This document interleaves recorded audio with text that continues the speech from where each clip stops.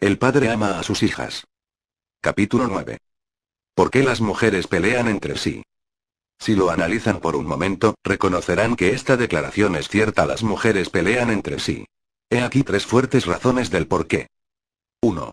Síndrome de aislamiento. Recuerdo que yo jugaba en el patio con mis amigos. Siendo muchachos campesinos, teníamos juegos muy primitivos. No estábamos expuestos a pasatiempos caros y exóticos. Nuestros juegos eran simples y bastante genéricos. Requerían de interacción y trabajo de equipo. Compartíamos victorias y derrotas. Hacíamos estrategias para derrotar al otro equipo. Compartíamos secretos y planeábamos en grupo cómo íbamos a vencer la defensa del otro equipo. Raramente se encuentran varones entrenados en aislamiento. Generalmente tienen el tipo de juguetes que requieren competencia. Y aunque esto más tarde crea algunos puntos negativos en lo que se refiere a tensión y competitividad masculina, de todas formas enseña muchos puntos positivos en lo que se relaciona a aprender a interactuar con miembros del mismo sexo. El verdadero interés en el otro sexo viene más tarde. Nuestra primera fascinación fue con las ranas y los niños que las atrapaban. Pensábamos que las niñas eran tontas por chillar y huir de un sapo o de algún otro animal que estábamos tratando de capturar. Sé que esto puede sonar un poco anticuado comparado con los niños actuales, cuyo entretenimiento debe comprarse en una caja y conectarse a un circuito. Pero esa fue la época en que me criaron. En todo caso, al ver los partidos de fútbol aprendíamos admiración y respeto por la actuación de otros hombres. Aún en la actualidad la mayoría de los hombres están orientados hacia la actuación. Algunas de las luchas que las niñas enfrentaban surgía de ser criadas jugando con muñecas que se volvían sus confidentes. Pero las muñecas no pueden hablar. Siempre concuerdan y nunca divulgan los secretos. Las niñas no eran criadas con juegos comunes que requirieran planear, compartir e interactuar. Ni siquiera los juegos que unían a las niñas eran en equipo. El saltar la cuerda, la rayuela y otros juegos casi no requerían en trabajar juntas y planear. Un juego favorito de las niñas de esa época eran los juguetes de cocina y los juegos de té. Jugaban a la casita y al matrimonio. Las pequeñas estaban practicando estilos de familias, mientras que los niños salíamos detrás de las rocas con pistolas de juguete. Con razón las mujeres son tan racionales en términos de las relaciones entre hombres y mujeres. El pobre hombre no sabe en qué se metió cuando se para frente al altar y trata de hacer que sus labios digan, acepto. No sabe qué significa eso, pero ella lleva practicando esta vida familiar desde que tenía 4 años. Ha estado jugando a la mamá toda su vida, pero los niños nunca jugaron al papá. Tristemente, ahora muchos no sabemos cómo jugar. Obviamente, los problemas surgen cuando la mujer que ha ensayado se une con el hombre que no ha ensayado. Pero existe otra área de desafío que va más allá de la relación matrimonial. La niña se ha pasado la vida jugando juegos que la han llevado a un marco familiar con sus hijos, su esposo y su casa. Pero, ¿qué pasa cuando ella tiene que trabajar con otras mujeres que no encajan en su marco de referencia? Les diré lo que pasa: hay una desconfianza extrema. Surgen conflictos extraños por territorio y espacio. Tristemente, no le estamos enseñando a nuestras pequeñas cómo trabajar en un mundo que está más densamente poblado de mujeres que de hombres. Para cuando llegan a la secundaria y quedan expuestas a otras muchachas en el club de ajedrez o en el equipo femenil de baloncesto, ya han pasado sus años formativos. Están bien formadas y hasta son precoces en lo que concierne a sus habilidades con el sexo opuesto. Son tan maduras en esa área que ya saben lo que quieren sacar de esas relaciones, mientras que el muchacho está descubriendo el llamado primitivo y animalista de la rutina de apareamiento de la selva. Su presa está más avanzada y él termina capturado por la presa. El área de vulnerabilidad de ella se centra en su lucha por encontrar un lugar entre las otras mujeres en su territorio. Ellas no estaban en los planes originales y ahora se encuentran todas arregladas en medio de su camino. Se cree muy graciosa. Se quejan. En realidad, el problema es que ellas creen que es graciosa. Hay una gran necesidad de que las mujeres se respeten mutuamente. Percibo que muchos hombres necesitan ser instruidos en cómo respetar a las mujeres. Me atrevería a señalar que ustedes no podrán enseñar a los hombres a respetar a las mujeres, si esos hombres son criados por mujeres que no respetan a otras mujeres. Hablo de hombres criados por mujeres, porque, me apena decirlo, cada vez menos hombres son criados por hombres en la cultura actual. Por consiguiente, hay verdaderas luchas cuando descubrimos más tarde que existe la necesidad de desarrollar relaciones femeninas fuertes y respeto mutuo, pero hay poco respeto o voluntad de compartir. El no aprender a compartir crea problemas cuando uno se encuentra en una oficina, una iglesia o algún otro lugar pequeño en que hay que compartir copiadoras, túnicas del coro o la atención del ministro. Surgen intensas luchas sobre el territorio. Oirán declaraciones tales como: este es mi trabajo. Él me dijo que yo hiciera eso. ¿Qué haces robándome mis clientes? Hay un temor y una desconfianza que no surgen tanto por pertenecer al sexo femenino como por no haber aprendido la elasticidad que se aprende formando parte de un equipo. Dios las ha llamado a servir en una iglesia. Es un lugar donde Él quiere realinearlas y enseñarles destrezas para relacionarse. Las mujeres bajaron juntas a la tumba para ministrar el cuerpo de Jesús. Este es el punto de reunión para mujeres que quizás no tuvieran nada en común. Es aquí que Dios les enseña cómo amar, a pesar de sus temores e inhibiciones, y a experimentar una verdadera hermandad. Sé que muchos ministerios no experimentan el compromiso que atiende el síndrome de aislamiento, pero hay algunos que lo hacen. ¿Cuál es la causa de que algunas experimenten la victoria y otras no? ¿Es la enseñanza? No del todo, porque he estado involucrado en grandes ministerios que no han experimentado sanidad en lo que se refiere al síndrome de aislamiento. Todos sus miembros son estudiosos de la palabra. Muchos son adeptos a las escrituras. Enseñan todos los conceptos correctos y conocen todas las técnicas adecuadas, pero cuando se prueba el verdadero amor, no logran vencer el aislamiento de la niñez que esclaviza su corazón. Tampoco se encuentra ausente el síndrome del aislamiento en las santurronas que ayunan, oran y se visten como monjas, manteniéndose tal como ellas dirían sin manchas del mundo. Con frecuencia parecen santas y pías, jactándose de sus profundas raíces espirituales, pero al inspeccionarlas de cerca encontramos que hay falta de amor. He estado tras las bambalinas de grandes ministerios, cuyos escalones más altos siembran miles y miles de dólares en las misiones en el extranjero, pero que no pasarían un tiempo de adoración con la persona que tienen enfrente. Es aquí que los grupos femeninos de oración se pueden convertir en discretos lugares para chismear bajo el disfraz de la oración. Las intercesoras pasan más tiempo discutiendo los asuntos entre ellas que discutiéndolos con Dios. Todas esas acciones son impotentes si no son acompañadas por un corazón que haya sido cambiado y desafiado. Sé que se preguntarán dónde se encuentra la sanidad para este síndrome de aislamiento. No es precisamente en los bancos de las iglesias, sino en los corazones de quienes se sientan en esos bancos. Sucede en los corazones y hogares de aquellas personas que se rehúsan a ser arrastradas a un foso de paranoia y cinismo. Ellas han hecho el compromiso de arriesgarse a remover las capas que habían construido para aislarse del dolor. Están aprendiendo a involucrarse y amarse mutuamente. Fueron las mujeres quienes prepararon el cuerpo de Jesús para que fuera enterrado. Su incienso y su mirra estaban destinados a conservarlo. Me pregunto qué le pasaría a la unidad y la armonía del ministerio si las mujeres del mundo se reunieran en el cuerpo de Cristo y lo ungieran juntas, como hermanas. 2. Males maternos y maltratos. Esta es la segunda razón por la cual las mujeres pelean entre sí. Ya he confesado que mi esposa dice que trato a mis hijas de manera diferente que a mis hijos. Los amo por igual, pero de manera diferente. Quizás sea por lo enamorado que estoy de la frágil fragancia de la feminidad en capullo de mis hijas. Cualesquiera sea el factor contribuyente, no existe diferencia en la calidad de mi amor, pero confieso que tal vez haya un poco de diferencia en la forma de expresarlo. Tal vez parezca un poco más duro con los varones, porque sé muy bien lo que tendrán que enfrentar como hombres en este frío y burdo mundo. Pero si soy culpable de endulzar las cosas cuando se trata de mis gratos lirios, también mi esposa es culpable de dejarlos a ellos salirse con la suya. No es extraño que cuando los hijos quieren un sí sin problemas, ¿saben a cuál de los dos preguntar? Mis pequeñas pasarán por enfrente de su madre y me preguntarán si pueden tener esto o aquello. Por otro lado, mis hijos siempre le preguntarán primero a su madre. Su ingenuidad la hace caer, ya que no tiene idea lo que es ser un niño. Con frecuencia, ella sobrecompensa siendo incauta con las necesidades de ellos. Bueno, lo admito. Ambos somos culpables. Yo complazco a las niñas y entreno a los niños, mientras que ella complace a los niños y entrena a las niñas. Pero eso está bien mientras que los dos padres estén allí para equilibrar los aspectos del entrenamiento contra el aspecto de la complacencia. A través de ambos padres los hijos son complácidos y bien entrenados. El problema surge cuando un padre está ausente o no contribuye en el proceso de la crianza de los niños. ¿Qué pasa cuando la niña es criada por una mujer que no se da cuenta de que su hija debe tener el amor del papá y el entrenamiento de mamá de la misma fuente? Esto puede hacer que todo el equilibrio de la niñez quede fuera de sincronización. Es especialmente dañino cuando la madre es dictatorial con la hija pero permisiva y complaciente con el hijo. ¿Qué tipo de mensaje enviará eso a la hija respecto a quién es importante en esa casa? Si la madre prepara siempre el desayuno para su hijo, pero le dice a la hija de una edad parecida que se levante y se prepare el suyo ella misma, le está diciendo subconscientemente a su hija que los hombres deben ser favorecidos y que las niñas no son importantes. No me refiero al abuso consciente, aunque eso también pasa en muchos casos.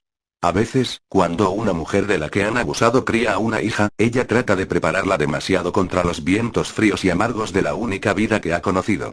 Sin advertirlo, puede herir a la criatura a la que está tratando de reforzar, al no equilibrar la disciplina con el afecto. Desafortunadamente, muchas hijas fueron criadas por madres que criticaban excesivamente. Esas madres, quienes probablemente solo tenían buenas intenciones, estaban intentando entrenarlas, pero sus métodos eran tan ásperos que se volvieron críticas profesionales. Ellas solo murmuraban alabanzas cuando sus hijas tenían éxito, pero gritaban insultos cuando fallaban. Querían prepararlas, pero en lugar de eso las perjudicaron. Sufro por esas pequeñas en quienes ha sido plantada la semilla de la propia aversión. En sus corazones han cargado con la culpa de los matrimonios fallidos y los hogares quebrantados. En lo profundo, sienten que todo es culpa suya. Es terrible vivir bajo las ásperas palabras de un crítico amargado. Muchas han sido golpeadas con cuerdas, puños y hasta con las escrituras. Han llorado hasta quedarse dormidas, y han deseado la muerte a una edad temprana. Han conocido la terrible desesperación de sentirse atrapadas en una casa con una fuerte actitud dictatorial. Esta situación trasciende las culturas y la economía. Solo necesitamos recordar una película de hace algunos años, Mamita querida, que cautivó al público con un cuadro de lo que podía existir aún detrás de las paredes de mármol y las fuertes columnas de los ricos y famosos. Sucedió allí y puede suceder en los apartamentos en los barrios pobres, de madres iracundas cuya desesperanza se convierte en ira contra las únicas personas que quedan en la casa. Esa niña hace que la madre se acuerde de sí misma. La madre teme que la niña pueda terminar en las mismas condiciones que ella.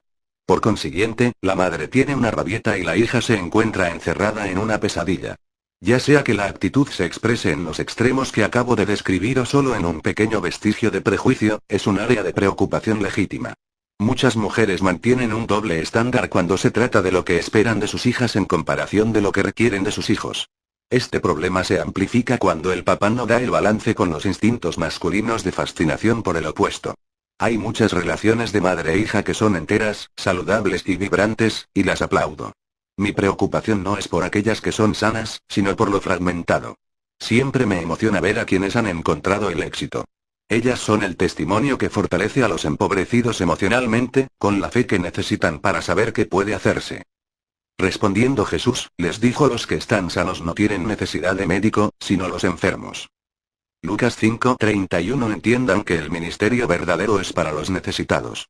Si lo que estoy diciendo no es una receta que necesiten ahora, tómenla de todas llenas. Podrá servirles como una pequeña medida de prevención contra ataques futuros, o, al menos, equiparlas para ayudar a quienes ustedes encontrarán al ministrar a las personas a su alrededor que están sufriendo. Esta no es una acusación o una denuncia contra todas las mujeres, pero algunas han caído en esas trampas y con ello han socavado la moral de sus hijas. Por favor, no sean una de ellas. En la actualidad, muchas mujeres se han encontrado en un estado de padre único. Ellas no lo pidieron y no lo prefieren, pero por alguna razón eso se convirtió en la realidad de sus vidas. Dios les está dando la gracia de sobrevivir. Está ayudándolas y asistiéndolas como solo Él puede hacerlo. Son mujeres que se han quedado solas con la tarea de la maternidad por causa de la deserción, la muerte o la tragedia del divorcio. Por favor, escúchenme. En la actualidad muchas otras mujeres están eligiendo por voluntad propia ser madres sin padres. Están decidiendo tener hijos sin esposos. Se está poniendo de moda tener familias no tradicionales. Yo les pregunto, ¿cómo se atreven a decidir criar un hijo con un vacío que podría haberse prevenido? Es una arrogancia al pensar que son tan perfectas que pueden criar un niño o una niña y darle ambos aspectos de la paternidad y la maternidad. Tal vez sea una mujer maravillosa, de éxito e inteligente. Tal vez sea la madre biónica. Pero aún así, no es un padre.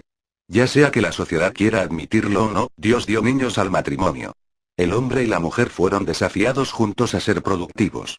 Se necesitan dos para procrear y funciona mejor cuando ambos contribuyen al desarrollo de ese fruto. No les roben a sus hijos ese maravilloso nivel de totalidad. El amor de un padre es esencial para un desarrollo bueno y saludable. Sé que ustedes pueden hacerlo solas, pero habrá algunos desafíos que enfrentarán para dar balance.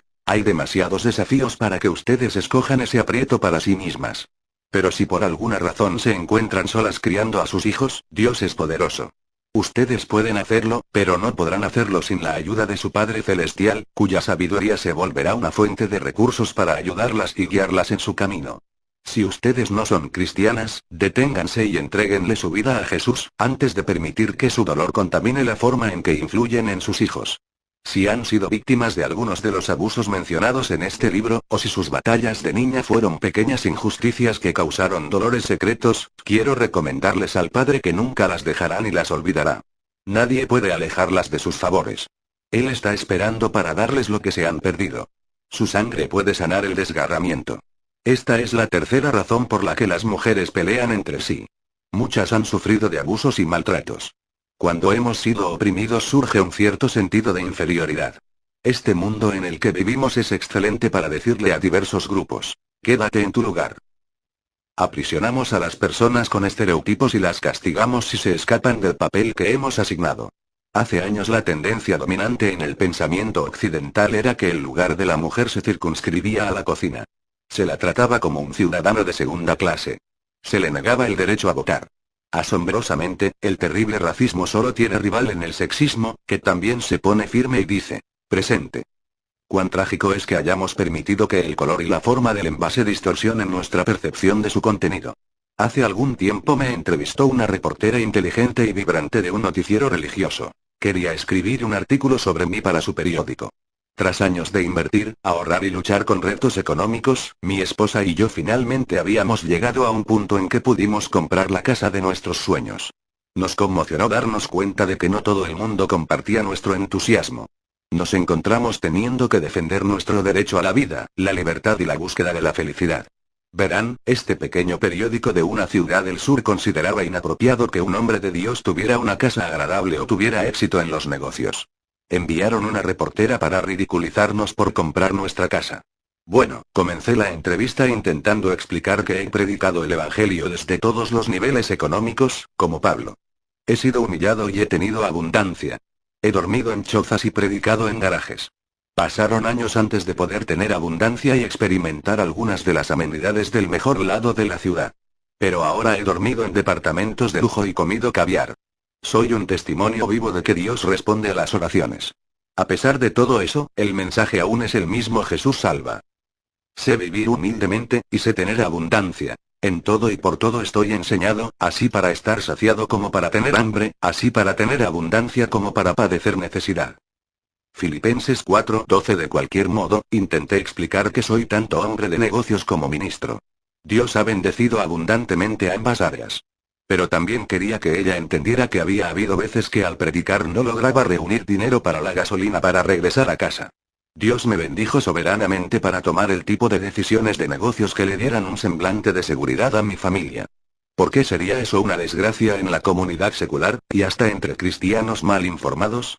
No me daba cuenta de que cualquier forma de éxito ofende a las personas que se encuentran en otras etapas de su vida, particularmente cuando definen la piedad como pobreza. Se permite que los jugadores de fútbol y de béisbol sean ricos, que los artistas y bailarines se hagan ricos, mientras desfilan casi desnudos por el escenario. No tenemos escrúpulos porque aquellos que nos entretienen sean bendecidos a través de sus dones: el dentista que limpia y arregla nuestros dientes, la actriz, el cantante cuya composición lírica exhorta a la violencia, a pecar y más. Hasta aceptamos que los conferencistas motivacionales prosperen, siempre y cuando no sea el hombre o la mujer que Dios ha elegido para alimentar nuestras vidas, enterrar a nuestros muertos o preparar nuestras almas para la eternidad. Cuando la reportera sugirió que los ministros no deberían vivir tan bien como otros profesionales, me di cuenta de que un espíritu de opresión estaba obrando en la mentalidad de algunas personas de esa ciudad y de muchas otras a través de nuestro país.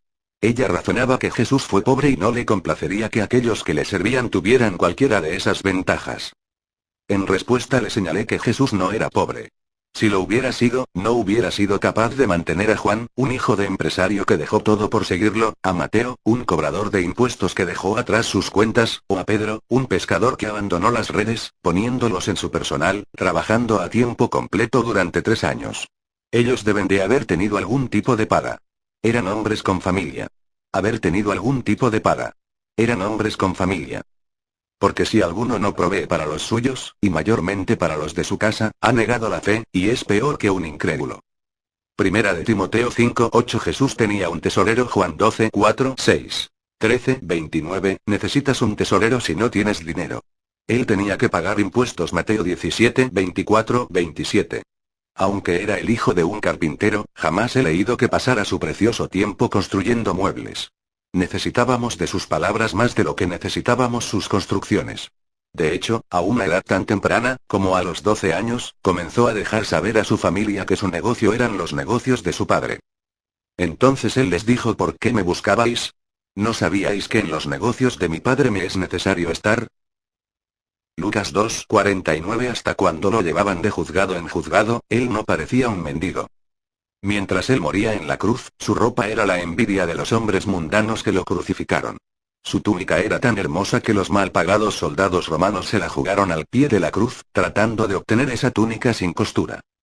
Cuando los soldados hubieron crucificado a Jesús, tomaron sus vestidos, e hicieron 4 partes, una para cada soldado.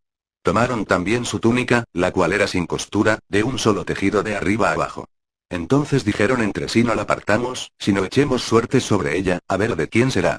Esto fue para que se cumpliese la escritura, que dice: repartieron entre sí mis vestidos, y sobre mi ropa echaron suertes. Y así lo hicieron los soldados.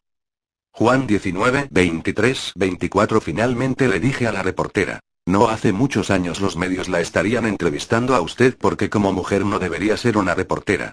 Dirían que usted debiera estar en su casa haciendo bizcochos. Ella admitió que eso era cierto. Había enfrentado abusos y maltratos por ser una pionera de su profesión. A mí me alegra vivir en un país que no requiere que yo viva mi vida alineado a las tendencias de quienes me rodean. ¿A ustedes no? ¿Qué tiene que ver esto con las mujeres? Me alegra que lo pregunten. Es discriminación cada vez que dicen que una persona no debe tener esto porque ella es aquello. Ya sea que el aquello sea su raza, su ocupación o hasta su sexo. Hay una tremenda discriminación ocupacional para los ministros en este país. Es una opresión social el tratar de forzar el fanatismo y la intolerancia en otros, y se debe renunciar a ella. Hijos e hijas. Tenemos el derecho de escalar montañas y extender las alas que Dios nos ha dado. La discriminación causa deslealtad y celos hasta en los ministros. La opresión crea víctimas descontentas que se atacan mutuamente, porque se encuentran bajo una luz negativa. Comienzan a culparse unos a otros. De la misma forma, el sexismo ha dejado a las mujeres que han sido sus víctimas altercando entre ellas. Las tácticas de Satanás todavía son las mismas. Divide y conquistarás. Él persigue a las mujeres de la misma piel. La Biblia dice que existe enemistad entre la mujer y la serpiente Satanás. Leer Génesis 3:15. Siempre la ha habido y siempre la habrá. Pero, gracias a Dios, muchos ministerios están luchando porque todas las personas oprimidas se levanten y sean sanadas. Hace mucho tiempo que apoyo a las mujeres en el cuerpo de Cristo. Jesús era un claro emancipador de las mujeres oprimidas, desde la que fue encontrada en adulterio hasta la mujer samaritana en el pozo. Él siempre las estaba liberando y elevando su nivel de vida. Muchas mujeres han estado lidiando con el trauma y la lucha de la opresión, sin darse cuenta de la severidad de ello. Hay muchos efectos colaterales que influencian en cómo se ven unas a otras. La misma mujer que me entrevistó para el periódico había olvidado rápidamente sus propios apuros y luchas. ¿Cómo podemos atacar a las personas por hacer lo que nosotros mismos estamos tratando de hacer? Sabiendo Jesús los pensamientos de ellos, les dijo: todo reino dividido contra sí mismo, es asolado, y toda ciudad o casa dividida contra sí misma, no permanecerá. Mateo 12:25. La fuerza del enemigo existe cuando él puede quebrantar la unidad de los oprimidos. Él no quiere que nos unamos contra todas las formas de opresión y discriminación. Todo es criminal, y por consiguiente no hay formas aceptables de oprimir a ninguna persona por ninguna razón. Muchas mujeres no reconocen el daño que le harán los años de opresión a su confianza y autoestima. Ya es hora de que nosotros discutamos y definamos la opresión en todas sus cienas.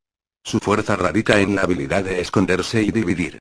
No dejemos que se esconda al tomar diversas cienas. Y, por favor, no podemos permitir que nos separe a quienes hemos caído presas de su vicioso dominio.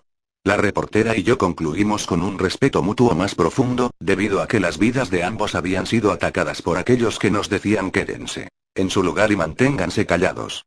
En la actualidad, todos hemos sido víctimas de algún tipo de discriminación en algún momento. Tal vez de alguna forma podremos entender mejor el apuro de otros cuando lo hemos experimentado nosotros mismos. Mi experiencia había sido por ser de color negro, pero recientemente ha surgido por ser un ministro cristiano. Aunque ella era blanca de una pequeña región rural en que la población es de menos de 100.000 personas, y solo un 5% de negros, su experiencia era la de una mujer que se había atrevido a salirse de su lugar. No importa la razón del ataque, la cerca era alta y los perros ladraban igualmente alto, diciendo: no atravieses la línea o te atacaremos. Recuerden que la opresión de cualquier forma es opresión. Es una dolorosa píldora que ha sido forzada en la boca de muchos. Mujeres de todos los colores han tenido que soportarla en silencio. Ellas se ponen al lado de todos aquellos que han sido oprimidos. Pero el problema es difícil, porque el abuso de los sexos no se discute y hay efectos colaterales que necesitan ser subrayados. En cierta forma extraña, la opresión puede hacer que uno mismo se deteste. Derriba la lealtad. Si yo nunca he visto a nadie que se parezca a mí en ciertos medios, subconscientemente empezaré a pensar que hay algo mal en aquellos que son como yo. Cualquier pueblo oprimido comenzará a altercar y a quejarse entre sí. Comenzarán a culparse mutuamente y a discutir. Si mantienen a las personas como rehenes, comenzarán a devorarse mutuamente. Tal vez sea la desesperación de sentirse atrapados. Muchas mujeres que son creativas, afirmativas y agresivas han tenido que sofocar esa agresividad para encajar en ciertos círculos. Cuando una mujer extiende sus alas en el sol, con frecuencia es desairada tanto por hombres como por mujeres. Uno esperaría encontrar esos prejuicios entre los hombres, pero hasta algunas mujeres encuentran difícil trabajar para otra mujer. Vaya declaración. Aspirar a una posición de liderazgo mientras que se prefiere no someterse a la del propio sexo que se encuentre en esa posición. Eso es un signo de que la opresión ha afectado su imagen propia, y la de su raza o género. ¿Cómo es que no puedo respetar a alguien de mi propio género, raza u ocupación por sus logros en un área que yo aspiro a obtener? La tragedia corta profundo en nuestras almas. No podremos hacer que otros depuren la inocente matanza de cautivos encerrados tras una mentalidad cerrada, si nosotros mismos no hemos exorcizado a los demonios del descontento que nos permiten rechazar a los nuestros. Las personas que han sido oprimidas tienen la tendencia de operar como cangrejos que tratan de escapar de un barril. Cada uno está tratando de subir, y cuando ve otro cangrejo tratando de hacer lo que él quiere hacer, lo tira hacia abajo. Esa mentalidad de cangrejo es una característica común de aquellos que han sido oprimidos. Representa gráficamente una ambigua falta de autoestima. Crea una presión de compañeros que dice que uno es aceptable mientras se mantenga en ciertos niveles, pero si uno busca la libertad los demás será tumbado. Esa es demasiada aspiración para una mujer o un predicador, un inmigrante, etc. Por doloroso que sea el ser criticadas, las desafío a que no permitan que otros las detengan. Si Dios les ha dado la gracia de adelantar, háganlo. Si nadie hubiera desafiado la opinión pública, aún estaríamos manejando en un carro de caballos, los negros viajarían en la parte posterior del autobús y las mujeres de todos los colores estarían sentadas en el portal tomando té helado e intercambiando recetas, en lugar de ocupar diversos lugares de la sociedad. La vida es demasiado larga para pasarla agachados a fin de no sobresalir. Y es demasiado corta como para esperar a que la gente cambie de forma de pensar antes de utilizar nuestros dones. En interés del tiempo, ustedes deben perseguir urgentemente la gracia de obtener lo que Dios les ha dado, y después dejar que los críticos se ajusten a ustedes. Siento que Dios está a punto de perder alguna preciosa mujer que ha estado luchando con la opinión pública contra las ambiciones personales. Yo les diría ahora mismo que hay una grandeza en ustedes esperando ser desatada, y, en nombre de Jesús, mujer, libérate. Sacúdete del polvo. Levántate y siéntate, Jerusalén. Suelta las ataduras de tu cuello, cautiva hija de Sión. Isaías 52:2 Es saludable para todos nosotros el ver la liberación. No es a expensas de los hombres que las mujeres son liberadas, no si se hace a la manera de Dios. Cuando una mujer es liberada de la opresión, está más satisfecha y es una mejor socia para su compañero, más que un accesorio en su vida. Muchas mujeres encuentran la realización en el cuidado de sus hijos y, ciertamente, ese es un llamado maravilloso. Creo que la maternidad es un llamado de Dios, y no solamente una conglomeración biológica de fluidos. Necesitamos madres para preparar a la próxima generación. Hay otras mujeres que prefieren contribuir a este mundo en otros niveles. Ellas no deberían ser ridiculizadas en el lugar de trabajo, frustradas en las reuniones familiares o excluidas en el club de damas solo porque hayan elegido otro sendero. Los cambios vienen cuando una, como mujer, se respeta a sí misma y a las mujeres a su alrededor. Aún los hombres necesitan ver que las mujeres se respetan unas a otras. Eso sienta un precedente de valor, y nos instruye sobre el propio valor interno. Los niños necesitan oír que sus madres hablen bien de otras mujeres. Las hijas necesitan escucharlo. Nosotros impactamos a otras personas con señales sutiles. Cuando ellos las oyen hablando bien de las personas, se volverán positivos y serán motivados a hablar bien de otros también. Las personas cínicas siempre se reproducen en el mismo tipo de gente. La mayor víctima de la opresión es la persona que cae en las garras de la opinión de aquellos que la mantienen cautiva. Al decir que caen en las garras me refiero a que permiten que la opinión de los otros influya en cómo se ven a sí mismas. Eso es demasiado poder para darle a nadie. Dejen de agacharse y levántense. Si no lo hacen, comenzarán a concordar con aquellos que las oprimen. Ellos no pueden mantenerlas sujetas. Pero ustedes sí pueden sujetarse. Ellos podrán demorarlas, pero no podrán negar su habilidad. Realmente ustedes están aprisionadas por su propia actitud. Su único límite es el candado que ustedes le ponen a su propia creatividad. Y ahora vamos al punto central. Jesús dijo: amarás a tu prójimo como a ti mismo. Mateo 19:19. Si en verdad quieren saber cómo se sienten sobre sí mismas, quizá lo puedan evaluar cada vez que quieran observando cómo tratan a otras como ustedes. Si esa prueba revela que tienen que luchar con la repulsión a sí mismas, pídanle al Señor que las sane. Sabrán que están sanadas cuando respeten a aquellas a su alrededor que se parecen a ustedes. El respeto significa respeto mutuo, tanto en el lugar de trabajo como en el de adoración. Si ustedes la respetan a ella, no le tratarán de dar poca importancia o sobrepasar los límites apropiados en cómo tratan a su cónyuge. ¿Cómo pueden decir que respetan a las mujeres y pasar sobre ellas tratando de atraer la atención de sus esposos? Al viajar me asombra ver cómo muchas mujeres pasarán por arriba de mi esposa para hablar conmigo. Ellas ni siquiera la reconocen. Nunca podrán honrarme a mí deshonrando a aquella con quien comparto todo. ¡Qué falta de respeto! Un hombre que pasara por arriba mío para abrazar a mi esposa podría poner en peligro su longevidad en esta tierra, pero las mujeres hacen eso todo el tiempo sin importarles en lo más mínimo mi esposa o yo. Si les preguntara, ¿respetan a las mujeres? Podrían decir, sí, pero la respuesta, realmente, es no. No le dan respeto porque no tienen para darlo. O peor que esto, es el coqueteo compulsivo, cuyo espíritu de rivalidad necesita ser alimentado por el coqueteo con los esposos de otras mujeres. No es una mera cuestión de soledad. Está llena de baja autoestima por lo que, creo, es la competencia de inflar un ego desinflado con alguna evidencia de valor. Hay algunas mujeres que no tienen ningún interés en tu esposo hasta que te casas con él. Entonces hay delirios con deseos. El respeto mutuo se refleja en cómo honran su matrimonio. ¿Cómo pueden decir que la respetan a ella y después coquetear con el esposo? Respeto significa honrar y estimar como algo valioso.